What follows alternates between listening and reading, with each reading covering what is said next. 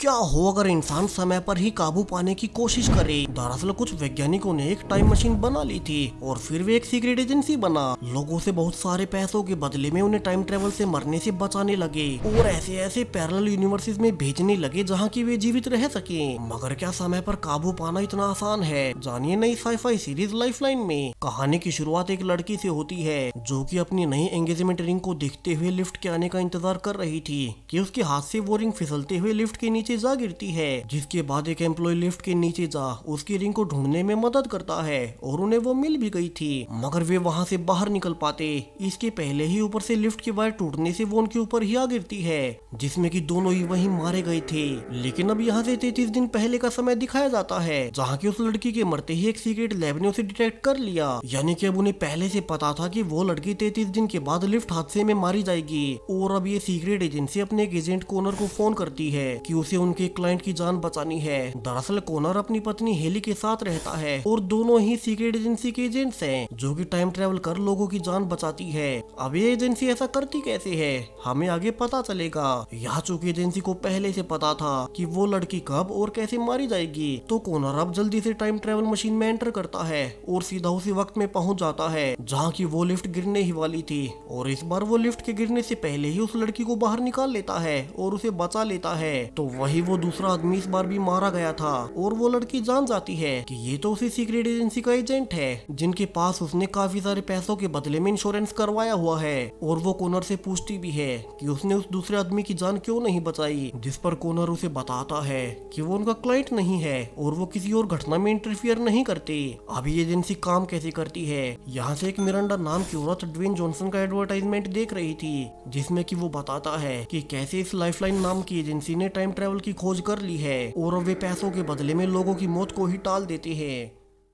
मगर ये agency secretly काम करती है जिसके बारे में सिर्फ चुनिंदा अमीर लोगों को ही पता है। अब मिरांडा समझने की कोशिश कर रही थी कि क्या उसे भी पैसे देकर ये सर्विस लेनी चाहिए कि तभी वहाँ लाइफलाइन एजेंसी की एक नई एजेंट जैस्मीन आती है और मिरांडा को समझाने लगती है कि दरअसल वे अपने क्लाइंट के हाथों में एक ट्रैकर लगा देते हैं जिससे कि एजेंसी उन्हें ट्रैक कर सके और अगर वे भविष्य में किसी हादसे में मारे जाते हैं तब उन्हें पूरे 33 दिन पहले इसका पता चल जाता है और वे उन्हें टाइम ट्रेवल कर उस हादसे में मरने से बचा लेते हैं। और अब इसके बाद मिरांडा खुद में भी उस चिप को इंस्टॉल करवा ही लेती है और वो वहाँ से चली गई थी। तो वहीं जैस्मीन को इस पूरी ही लाइफलाइन कंपनी का ओनर नेथन अपने ऑफिस में बुलाता है और सब कुछ समझाने लगता है कि कैसे उस अकेले ने ये पूरी सीक्रेट एजेंसी खड़ी की है जहाँ की वे काफी सारे पैसों के बदले में लोगों की मौत को टाइम ट्रेवल कर टाल देते हैं। मगर जैस्मीन को ये ध्यान रखना होगा कि वो इस टाइम ट्रेवल वाले सीक्रेट को बाहर आम जनता में ना जाने दे।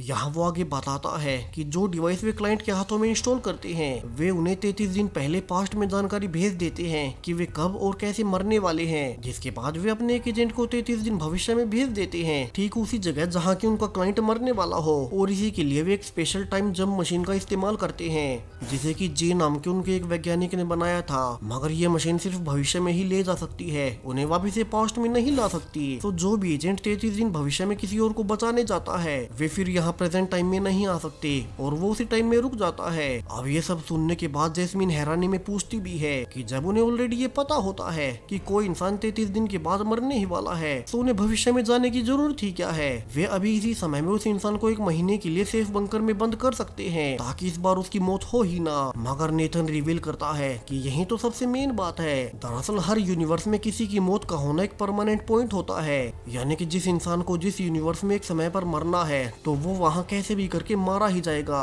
और इसलिए उन्होंने इसका एक तरीका निकाला कि वे टाइम ट्रेवल से अगर मौत के कुछ समय पहले की घटनाओं को बदल दे तो वहाँ से टाइमलाइन 2 हिस्सों में बढ़ जाएगी, यानी कि वहाँ से एक नया पैरेलल यूनिवर्स क्रिएट हो जाएगा जहाँ इस यूनिवर्स में तो उस इंसान की मौत होगी ही, मगर दूसरे पैरेलल यूनिवर्स में उनकी घटनाओं के बदलने से वो बच जाएगा। यानी कि नया एक ऐसा पैरेलल यूनिवर्स बन जाएगा जहाँ की वो इंसान मरा नहीं होगा और इसलिए उनका एजेंट समय में पीछे नहीं आ सकता क्योंकि वो पैरेलल यूनिवर्स में होता है और वो वहाँ से इसी मेन यूनिवर्स में उसी समय में वापिस आ सकता है।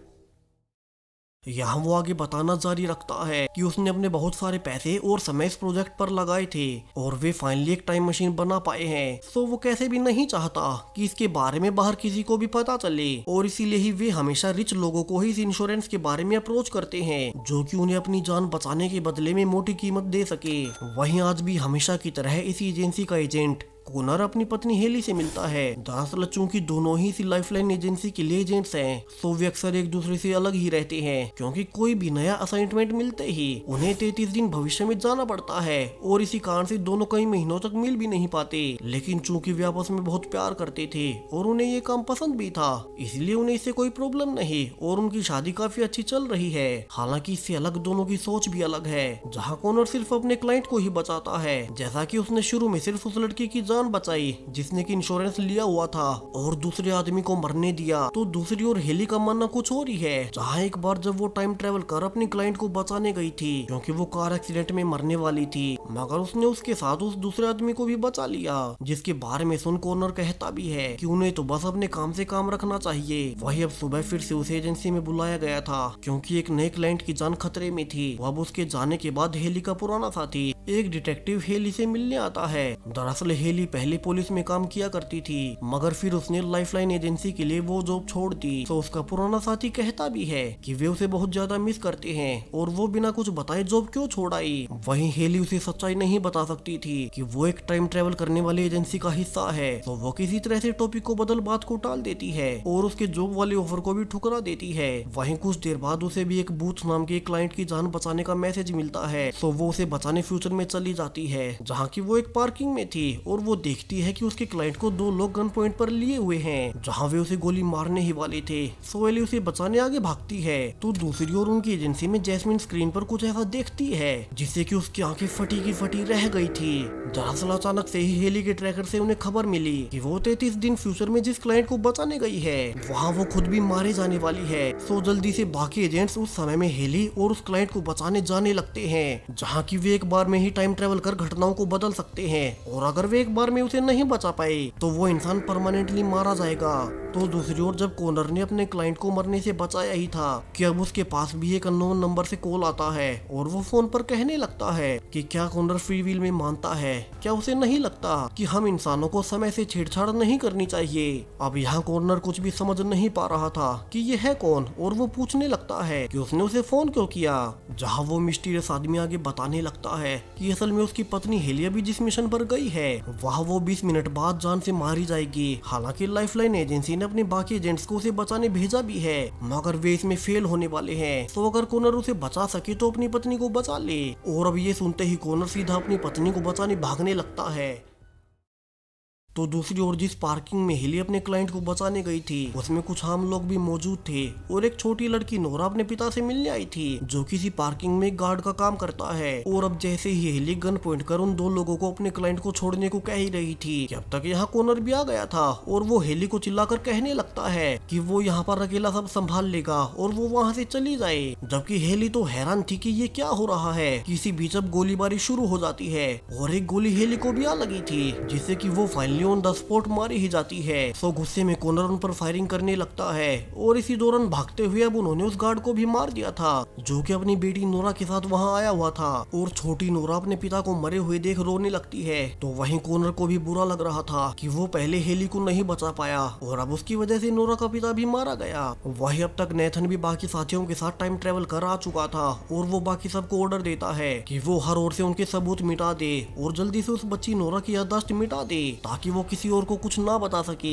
जहां आखिरकार वे कॉनर को भी बेहोश कर पकड़ ही ले जाते हैं। अब कुछ देर बाद जब कॉनर की आंखें खुलती है तो वो भागकर नेथन के पास जाता है और पूछने लगता है कि उसकी वाइफ के कातिलों को उसने भागने क्यों दिया, क्योंकि अब तो वे उसकी पत्नी हेली को बचा भी नहीं सकते। मगर नेथन गुस्से में कहता है कि वे सिर्फ उसकी पत्नी के लिए अपनी एजेंसी को दांव पर नहीं लगा सकते और अगर बाहर किसी को भी उनकी टाइम ट्रेवल के बारे में पता चला तो सब कुछ बर्बाद हो जाएगा, उनकी एजेंसी बंद हो जाएगी और वैसे भी अब हेली वापस नहीं आने वाली। तो कॉनर को उसे भूल आगे बढ़ना ही होगा। लेकिन कॉनर तो अभी उसके कातिलों को पकड़ने के लिए पागल था, जिस कारण अब नेथन उसे लाइफलाइन एजेंसी से ही निकाल देता है ताकि वो उसकी मशीन का इस्तेमाल कर कोई गड़बड़ ना कर सके। तो वहीं दूसरी ओर ब्लेक, जिसने की हेली को गोली मारी थी, अब वो जल्दी से घर से पैसे और अपनी गर्लफ्रेंड को लेकर निकलने लगता है, क्योंकि उसके हाथों हेली मारी गई और उसे पता था कि कोई न कोई उसे ढूंढता हुआ उस तक जरूर से आ ही जाएगा। और ऐसा था भी।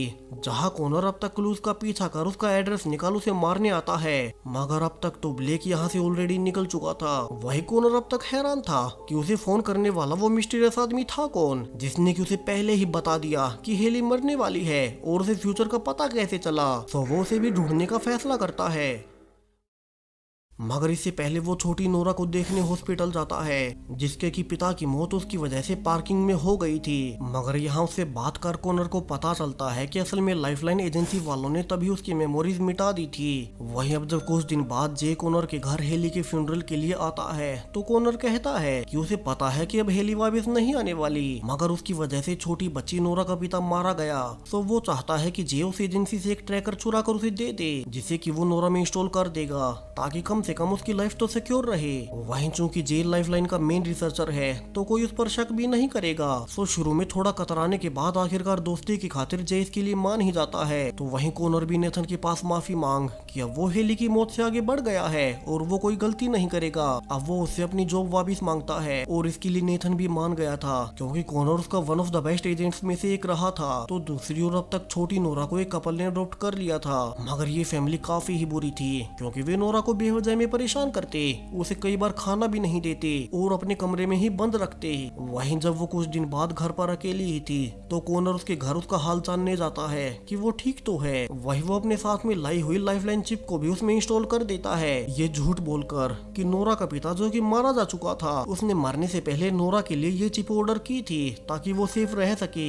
और उसके ऐसा करते ही जे के पास नोरा की डिटेल्स आ गई थी, जिन्हें कि वो बाकी सबसे सीक्रेट रखेगा। और कॉनर जाने से पहले नोरा की मेमोरीज को फिर से मिटा देता है ताकि उसे कुछ भी याद न रहे और वो बिना किसी टेंशन के अपनी लाइफ जी सके। जहाँ से अब धीरे धीरे 6 साल बीत जाते हैं और इस पूरे समय में कॉनर अक्सर नशे में ही रहता। दरअसल बाहरी दुनिया में 6 साल बीत चुके हैं, मगर कॉनर चूंकि बार बार भविष्य में टाइम ट्रेवल करता रहता है और उसकी लाइफ से बार बार 33 दिन घटते रहते हैं, तो इन 6 सालों के दौरान उसकी लाइफ के सिर्फ 2-3 साल ही बीते थे। मगर इतने साल बीतने के बावजूद वो अभी तक गिल्ट में था कि वो अपनी पत्नी को बचा नहीं पाया। तो दूसरी ओर नोरा भी अब तक बड़ी होकर टीनेज लाइफ में आ गई थी, मगर अभी तक भी उसके स्टेप पेरेंट्स उससे अच्छे से बिहेव नहीं करते। और आखिरकार पिछले 6 सालों तक घुटन में रहने के बाद फाइनली आज नोरा अपने घर से भागी जाती है, जहां नोरा घर से निकलने के बाद इधर उधर रहने की जगह तलाश रही थी। और इसी दौरान उसे टॉम नाम का एक लड़का मिलता है जो कि उसे कुछ दिन अपने साथ रहने का ऑफर करता है। तो वहीं तभी जे के पास नोटिस आता है कि आज से पूरे 33 दिन बाद नोरा एक एक्सीडेंट में मारी जाने वाली है। और जल्दी से कॉनर को इसकी खबर मिलने पर अब कॉनर नोरा के घर जाकर उसके बारे में पूछता है, मगर वो तो घर छोड़कर जा चुकी थी। तो अब वो ट्रैकर की लोकेशन को ट्रैक कर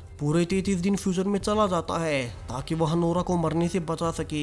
वही दूसरी ओर हेली का कातिल ब्लेक अब नाम बदल कर रहने लगा था और अब उसकी एक छोटी बच्ची भी पैदा हो चुकी थी, जहाँ 6 साल पहले उसी घटना के बाद से वो बिल्कुल बदल गया और उसने सारे गलत काम भी छोड़ दिए। मगर प्रॉब्लम अब भी यही है कि उसकी नई आईडीज ऑथोराइज नहीं हुई थी। तो वो अपने एक साथी के पास जाकर काफी सारे पैसे ऑफर करता है ताकि उसकी नई आईडीज बन सके। वही दूसरी ओर नोरा जो कि टॉम के साथ रह रही थी, उसे समझ नहीं आता कि वो लाइफ में करे क्या। पहले उसका पिता मारा गया और अब वो दूसरा घर भी छोड़ आई। तो वो एक रात नशे में बिल्डिंग के ऊपर चलने लगती है और यही वो घटना थी जिसका कि नोटिफिकेशन जी को मिला था, यानी कि वो यहाँ से गिरकर मारी जाने वाली है।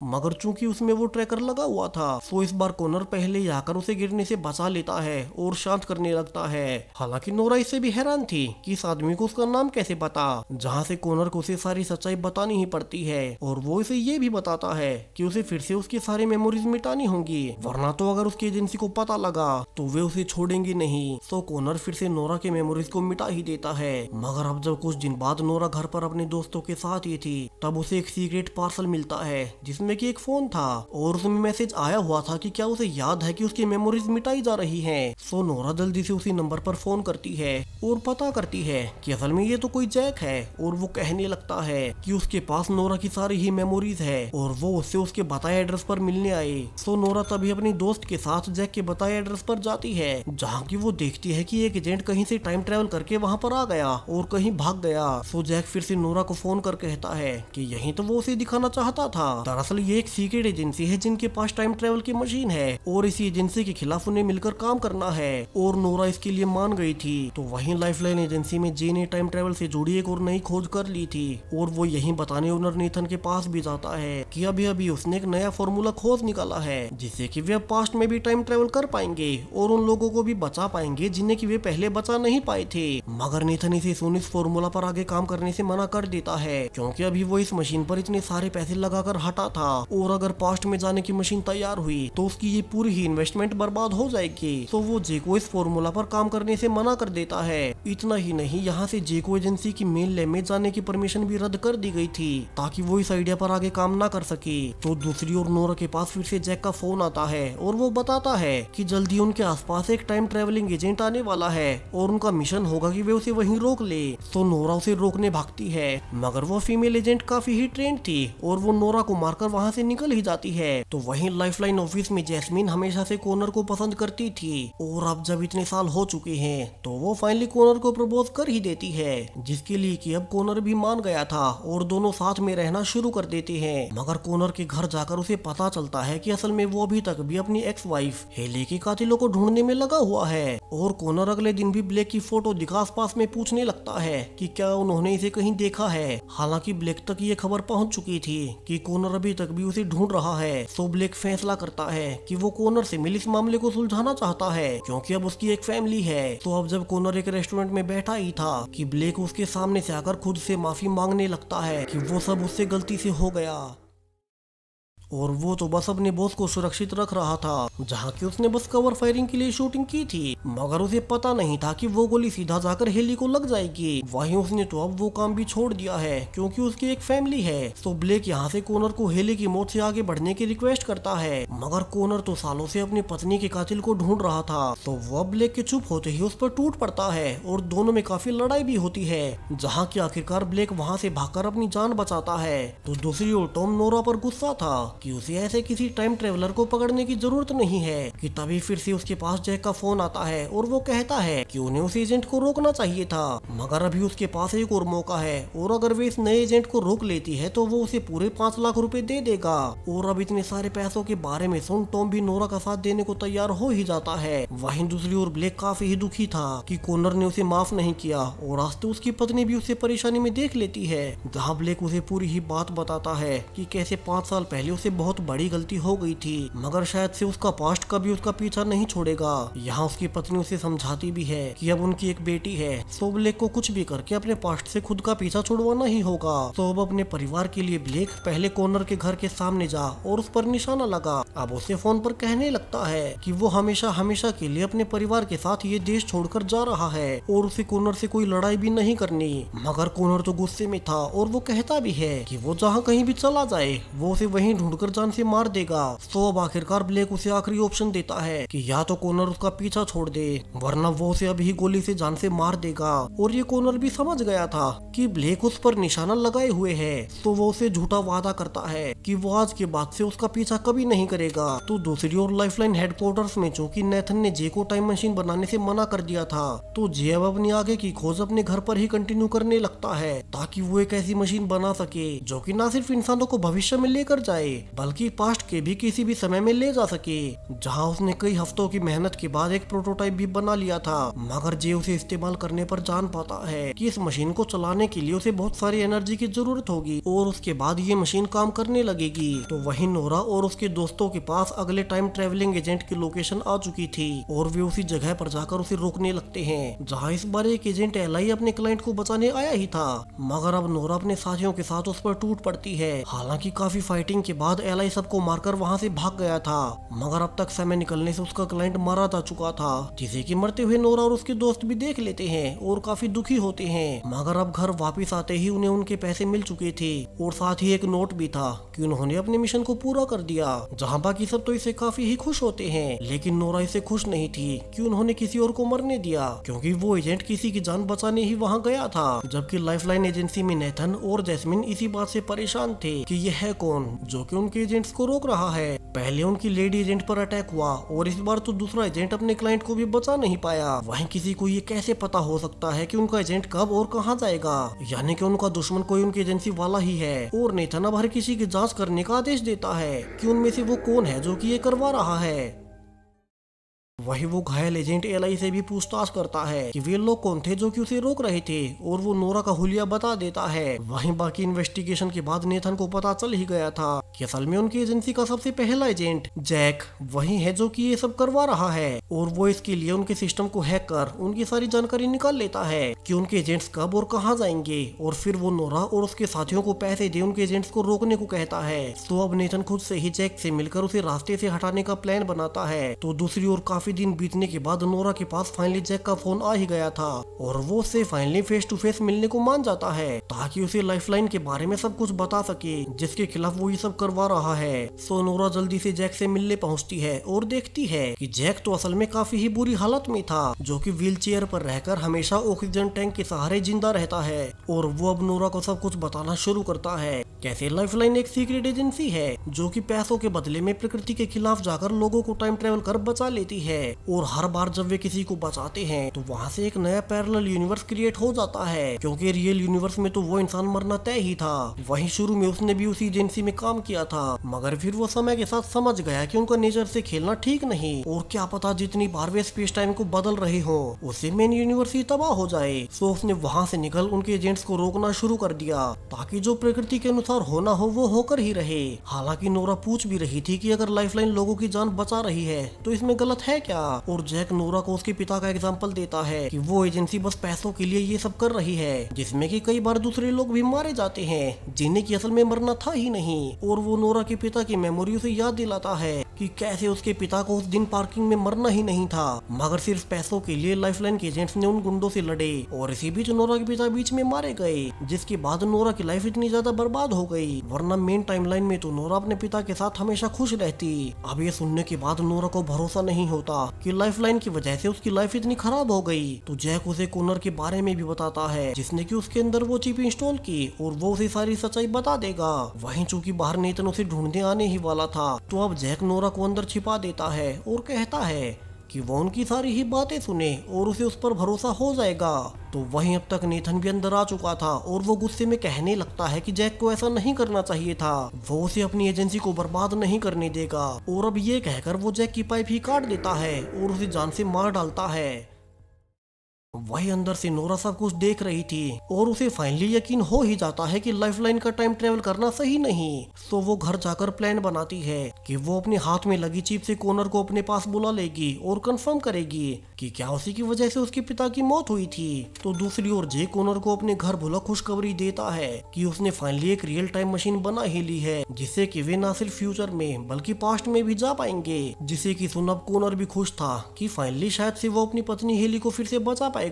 तो वो जे से कहता है कि वो कैसे भी करके इस काम को पूरा करे और इस मशीन को काम करने लायक बना दे, और वो उसका ये एहसान कभी नहीं भूलेगा। और अब जब जे ऑफिस आया ही था तो जैस्मिन उससे पूछने लगती है कि वो आजकल इतना लेट अपने घर पर ऐसा क्या कर रहा है। वही वो कॉनर को भी अपने पास मिलने बुलाता है, और अब ये सुनते ही जे घबराकर बात टालने लगता है कि कहीं जैस्मिन को सब पता तो नहीं चल गया, क्योंकि वो कॉनर के साथ ही रह रही थी। वही जैस्मिन भी पीछे से जे के घर की चाबियां चुरा अब अकेले उसके घर में घुस जाती है, जहाँ से अब उसे भी पता चल चुका था कि जी ने अपने घर नेथन से छुपकर टाइम मशीन बना ली है। मगर अब उसे समझ नहीं आता कि वो करे क्या, क्योंकि अगर कॉनर ने टाइम ट्रेवल किया तो वो अपनी पत्नी को बचा लेगा और फिर उसे दूर हो जाएगा, जो कि जैस्मिन चाहती नहीं थी, क्योंकि वो तो हमेशा से कॉनर को प्यार करती थी। वही दूसरी ओर नोरा ने कॉनर को पकड़ने का प्लान बना लिया था, जहाँ वो एक गन और हैंडकफ्स के साथ तैयार थी कि कॉनर के आते ही वो उसे पकड़ लेगी और फिर वो खुद बिल्डिंग की टॉप पर जा अब नीचे कूद ही जाती है। मगर जैसा कि होना ही था, दूसरी टाइमलाइन बनते ही इस बार कॉनर ने उसे आखिरी वक्त पर आकर बचा ही लिया था, जो कि नोरा का पहले से प्लान था। और अब वो गन पॉइंट पर कॉनर से सारी ही सच्चाई पूछने लगती है, क्या सच में लाइफलाइन की वजह से उसके पिता की मौत हुई और उन्होंने उसकी मेमोरी मिटा दी, जो घटना मेन टाइमलाइन में नहीं होनी थी। और जैसे ही कॉनर उसे हाँ कहता है, अब वो कॉनर को एक पुरानी बिल्डिंग में लाकर बांध देती है और अपनी चिप को तोड़ते हुए कहती भी है कि अब जैक का अधूरा काम वो खुद पूरा करेगी, जहाँ वो आगे बताती है कि वो अब कॉनर को गोली से जान से मार देगी और जब उसे बचाने नेथन यहाँ आएगा तो वो उसे भी मार देगी, जिससे कि उसकी एजेंसी ही बंद हो जाए। और ये कहकर अब वो कॉनर को गोली मार ही देती है, यानी कि कॉनर मेन यूनिवर्स में मारा जा चुका है। वही अब उसकी मौत का सिग्नल मिलते ही लाइफलाइन एजेंसी दूसरी टाइमलाइन में उसे बचाने के लिए एक दूसरे एजेंट एलाई को भेज देती है और वो इस बार नोरा को गोली चलाने से पहले ही पीछे से आकर शूट कर जान से मार डालता है और कॉनर को पकड़ नेथन के सामने ले जाता है, क्योंकि उसने सबसे छुपकर नोरा को वो ट्रैकर लगा दिया था। और अब गुस्से में नेथन कॉनर से वो ट्रैकर निकलवाने का आदेश देता है ताकि अगर वो मरने वाला हो तो कोई उसे बचाने ना जाए। और उसे इसके लिए जैस्मिन के पास ले जाया जाता है, जो कि अभी तक भी कॉनर से प्यार करती थी। सो जैस्मिन अब कॉनर का ही साथ देते हुए उसे फाइनली एलाई से छुड़ा ही देती है और एजेंसी से भगा देती है, जहां कॉनर भागकर सीधा अपने दोस्त जे के घर जाता है और सब कुछ बताता है कि कैसे कुछ देर पहले नोरा की मौत हो गई। सो उसे कैसे भी टाइम मशीन का इस्तेमाल कर अभी नोरा को बचाना होगा। तो वहीं जे उसे बताता है कि असल में ये मशीन सिर्फ एक बार ही काम कर सकती है। सो अब कॉनर के पास सिर्फ 2 ही ऑप्शन है, या तो वो 7 साल पहले टाइम ट्रेवल कर अपनी पत्नी को बचा ले, या फिर 7 घंटे पहले टाइम ट्रेवल कर नोरा को बचाए। यहाँ कॉनर के सामने काफी ही मुश्किल फैसला था। एक और उसकी पत्नी हेली थी, जिसके लिए वो पिछले 7 सालों से तरस रहा था, तो दूसरी ओर नोरा थी, जिसकी लाइफ उसी की वजह से बर्बाद हुई। सो अब वो अपने इकलौते चांस में नोरा को बचाने का फैसला करता है और कहता है कि अगर हेली भी आज जिंदा होती तो यही फैसला लेती, क्योंकि उसे हमेशा से सबकी चिंता होती थी। और ये कहकर अब कॉनर इकलौते चांस का इस्तेमाल कर अब 7 घंटे पहले के समय में चला जाता है, जब नोरा उसे गोली मारने ही वाली थी। मगर अब यहाँ कॉनर के 2 वर्जन थे,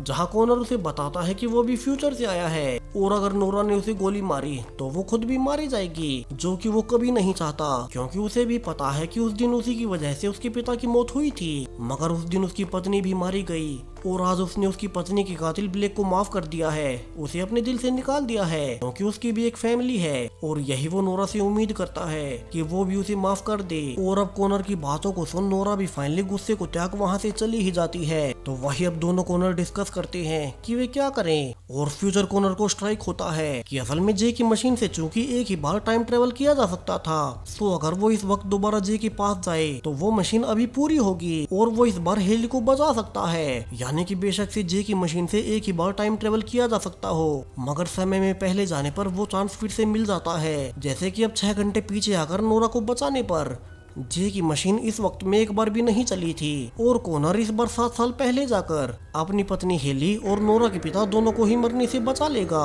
और इसी थ्रिलिंग एंडिंग के साथ ये पूरी ही सीरीज अब यहीं खत्म हो जाती है। सो वीडियो कैसा लगा कमेंट्स में बताते जाएं, साथ ही चैनल को सब्सक्राइब करें और भी ऐसी ही नई वीडियोस के लिए। Thank you.